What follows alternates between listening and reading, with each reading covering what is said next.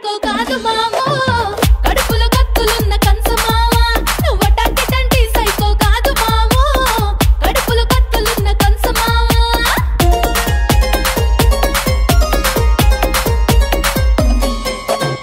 ప్రత్యేక హోదా లేదు పోలవరం న్యూస్ లేదు రాజధాని ఏదంటే రంగులేసి తీసినావురో